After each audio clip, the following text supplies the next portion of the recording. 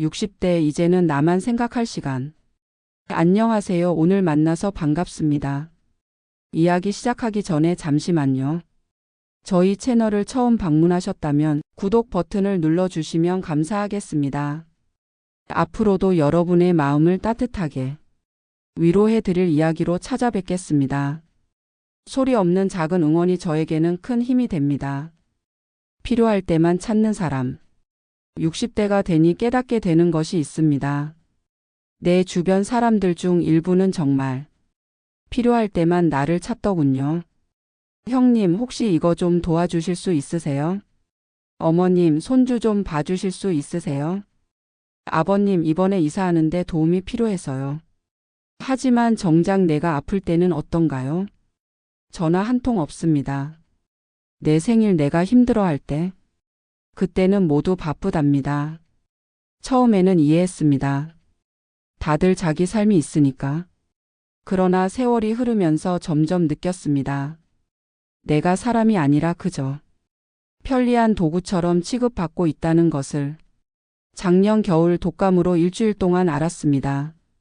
38도가 넘는 고열에 혼자 약을 사러 나갔죠. 그때 문득 생각했습니다. 내가 아이를 봐줄 때는 매일 연락하던 딸이 정작 내가 아플 때는 왜 연락 한 통 없을까? 지난주 딸이 또 아이를 맡기러 왔습니다. 몸이 좋지 않아 미안하다고 했더니 얼굴이 굳더군요. 엄마, 중요한 미팅이 있어서 그래요. 내 건강보다 딸의 미팅이 더 중요한가 봅니다. 어제는 아들이 전화했습니다. 반가운 마음에 전화를 받았는데 첫 마디가 엄마 통장 비밀번호가 뭐예요? 였습니다. 그 말을 듣는 순간 가슴이 철렁 내려앉더군요. 아들도 나를 찾은 게 아니라 필요한 것을 찾은 거였습니다. 지난 명절에는 모처럼 온 가족이 모였습니다. 저는 일주일 전부터 음식을 준비했죠. 그런데 손주들이 선물을 받자마자 아들 내외는 다른 약속이 있어서 라며 서둘러 자리를 떴습니다. 음식은 산더미처럼 남았고 설거지는 오롯이 제 몫이었습니다. 이런 상황이 한두 번이 아니었습니다. 처음에는 자식들은 다 그렇지라고 위로했지만 시간이 지날수록 마음의 상처가 깊어갔습니다. 옆집 서할머니는 더 심한 경우입니다. 아들 내외가 해외여행을 갈 때마다 손주를 맡기는데 서할머니가 거절하면 어머니는 왜 이렇게 비협조적이세요? 라고 야단을 친답니다. 서할머니는 요즘 허리 디스크로 고생 중인데도 아들 내외의 눈치가 보여 거절하지 못한다고 합니다. 60년을 살아오면서 깨달은 것이 있습니다. 내 마음을 갉아먹는 관계는 이제 더 이상 끌고 갈 이유가 없다는 것. 이 나이에 누군가의 편의를 위해 나를 희생할 필요는 없습니다. 지난달 용기를 내어 딸에게 말했습니다. 엄마도 이제 체력이 예전 같지 않아. 손주는 주말에만 봐줄게. 딸은 처음에 놀란 얼굴이었지만 조금씩 이해하는 눈치였습니다. 그 후로 주말에만 손주를 데려오고 평일에는 전화로 안부를 물어보더군요. 어제는 오랜만에 그냥 엄마 안부가 궁금해서요. 하는 전화를 받았습니다. 얼마나 오랜만에 듣는 말인지 눈물이 날 뻔했습니다. 여러분, 내 시간은 이제 더욱 소중합니다. 누군가의 필요보다 내 평안이 먼저입니다.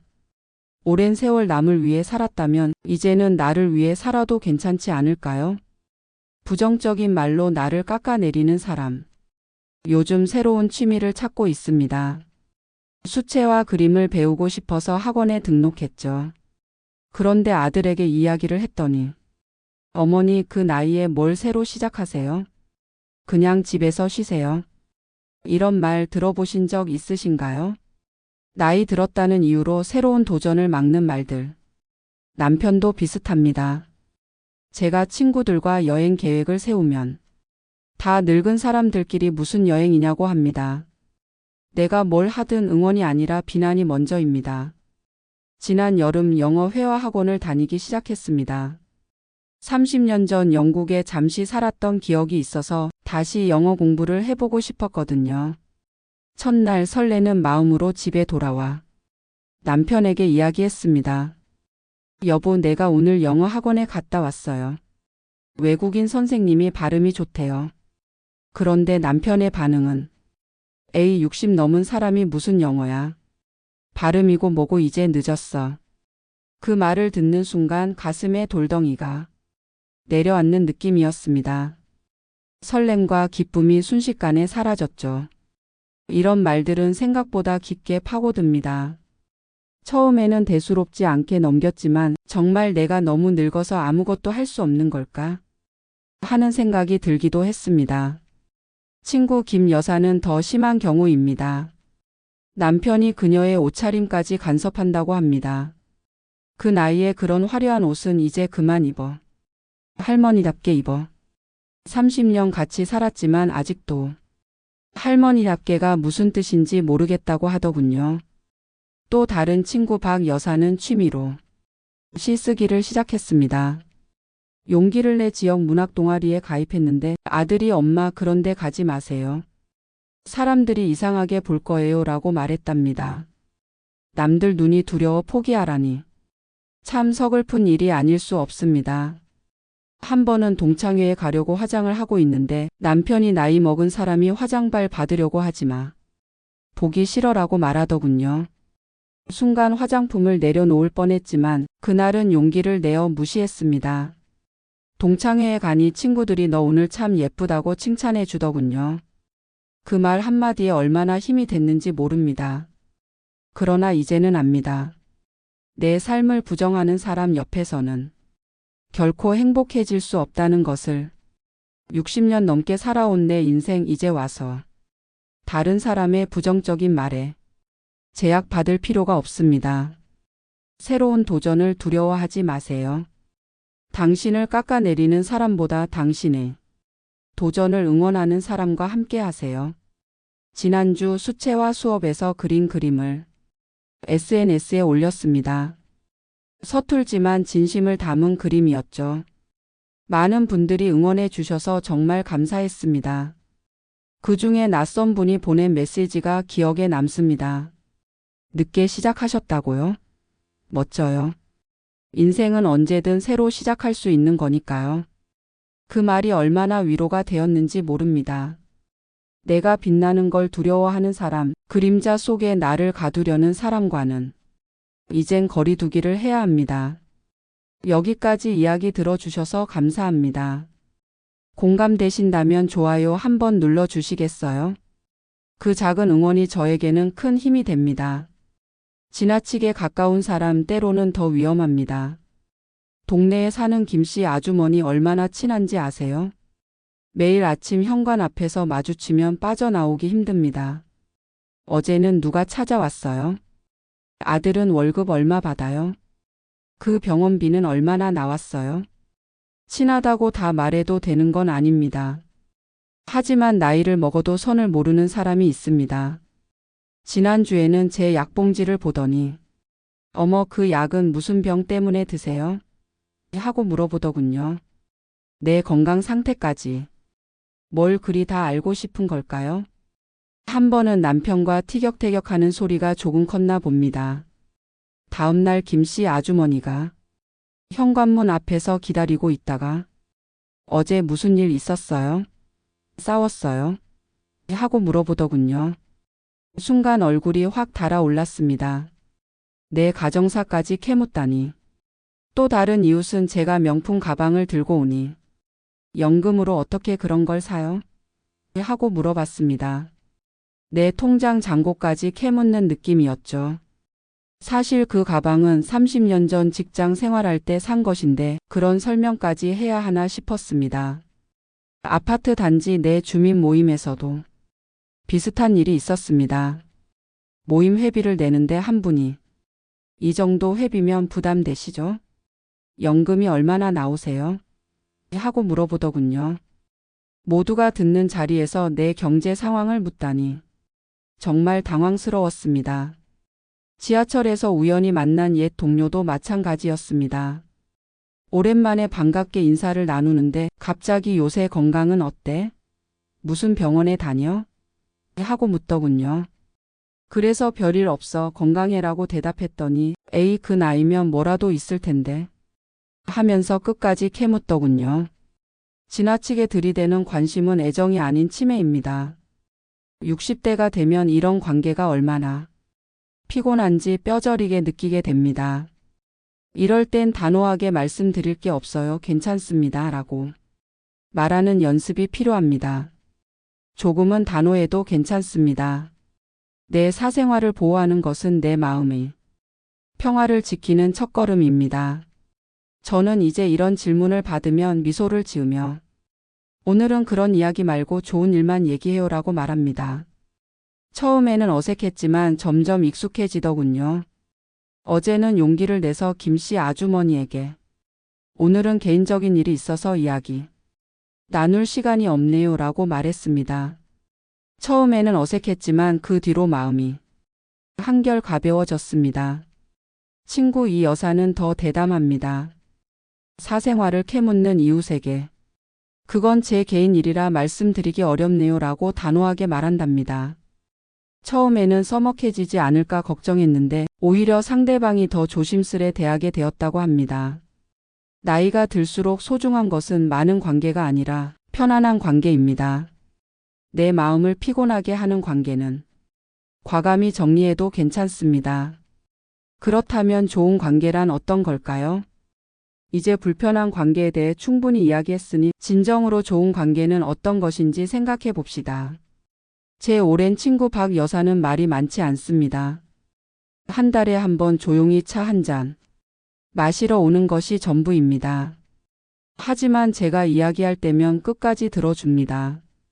중간에 자기 얘기로 끊지 않고 진심으로 관심을 보이죠. 지난 봄 제가 갑자기 입원했을 때였습니다. 아무에게도 알리지 않았는데 박 여사가 병문안을 왔더군요. 왜 연락 안 했어? 묻길래 바쁜데 방해하기 싫었다고 했습니다. 그랬더니 그녀는 고개를 저으며 60년 우정인데 그게 방해야? 라고 했습니다. 좋은 사람은 내가 어려울 때 떠나지 않습니다. 내가 도움을 청하지 않아도 필요할 때 곁에 있어줍니다. 지난 겨울 남편이 갑자기 쓰러져 구급차를 불렀던 날이 생각납니다.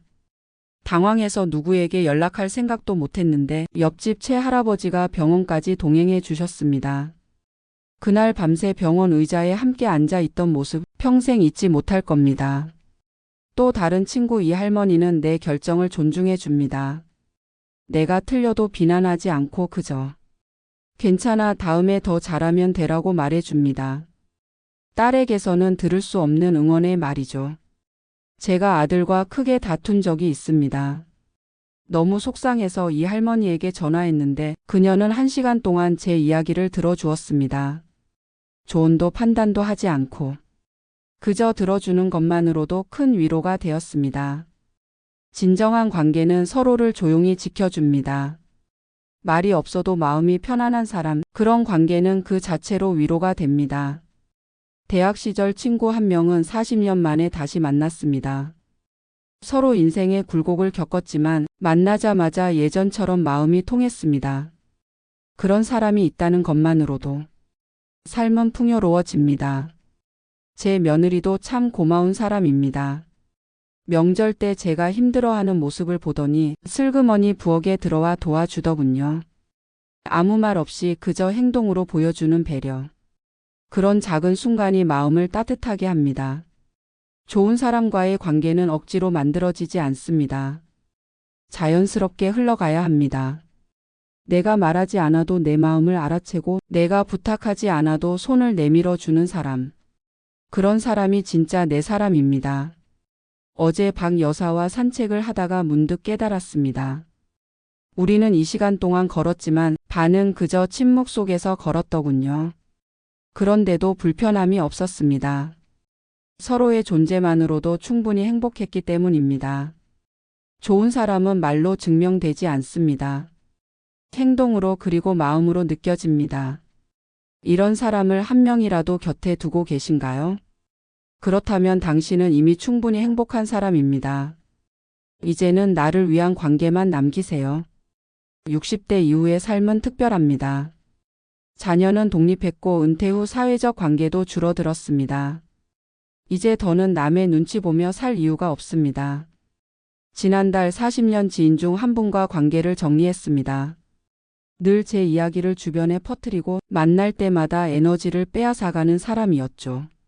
이제 만나지 말자고 직접 말하진 않았습니다.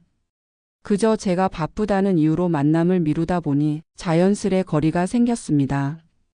그 분과의 관계는 참 복잡했습니다.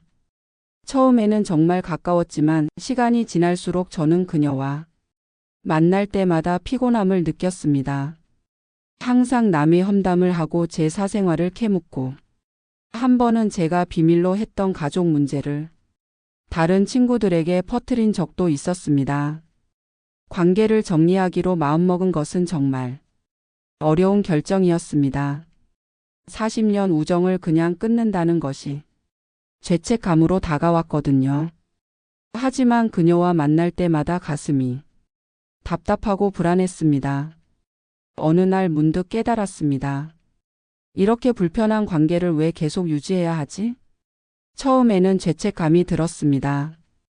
그러나 그 이후로 마음이 한결 가벼워졌습니다. 이제 아침에 일어나면 누구를 만날지 걱정하지 않아도 됩니다. 동창회도 마찬가지입니다. 예전에는 의무감에 참석했지만 이제는 가고 싶을 때만 갑니다. 지난번 모임에서는 몇몇 친구들이 제가 오지 않았다고 뒷담화를 했다더군요. 그 말을 들었을 때 예전 같으면 상처받고 다음 모임에 억지로 나갔을 텐데 이제는 그저 웃으며 넘깁니다. 남편과의 관계도 달라졌습니다. 40년 결혼 생활 동안 늘 남편 위주로 살았습니다. 그의 취향, 그의 일정에 맞추어 살았죠. 하지만 이제는 제 시간도 소중히 여깁니다. 오늘은 내가 혼자 영화 보러 갈 거야 라고 말하면 남편은 처음에는 당황했지만 이제는 존중해 줍니다. 인생의 마지막 챕터에서는 양보다 질이 중요합니다. 사람 수보다 마음이 편안한 사람이 단 한 명이라도 있다면 우리는 충분히 따뜻한 인생을 살고 있는 것입니다. 요즘은 일주일에 한 번 동네 공원에서 글쓰기 모임을 합니다. 5명뿐이지만 이 시간이 일주일 중 가장 행복한 순간입니다. 서로의 글을 읽고 인생을 나누는 시간. 어떤 화려한 모임보다 값집니다. 친구 정 여사는 80세에 시집에서 독립했습니다. 60년 동안 시어머니, 남편, 자식들 뒷바라지만 하다가 이제는 혼자 살며 자기 시간을 즐긴답니다. 늦었지만 자신을 위한 시간을 찾은 것이죠. 또 다른 친구는 평생 교사로 살다가 은퇴 후 완전히 새로운 친구들을 사귀었습니다. 동네 탁구 클럽에 가입해 20대부터 70대까지 다양한 연령층과 어울리는데 그 시간이 너무 행복하다고 합니다. 나이 든다는 것은 슬픈 일이 아닙니다. 오히려 내게 맞지 않는 관계에서 자유로워질 수 있는 기회입니다. 이제는 내 마음을 소중히 여기세요. 내가 힘들어지는 관계는 과감히 놓아주세요. 사람보다 내 마음이 더 소중합니다. 이 말을 가슴에 새기며 오늘도 행복한 하루 보내시길 바랍니다. 마무리. 오늘 이야기 공감되셨나요? 여러분은 어떤 관계가 가장 힘드셨나요? 혹은 어떻게 그 관계에서 벗어나셨나요? 댓글로 남겨주시면 다른 분들에게도 큰 위로가 될 수 있을 거예요. 우리 모두 비슷한 고민을 하고 있으니까요. 그리고 이 채널이 마음에 드신다면 구독과 좋아요로 응원 부탁드립니다. 여러분의 작은 클릭 하나가 제게는 큰 힘이 됩니다.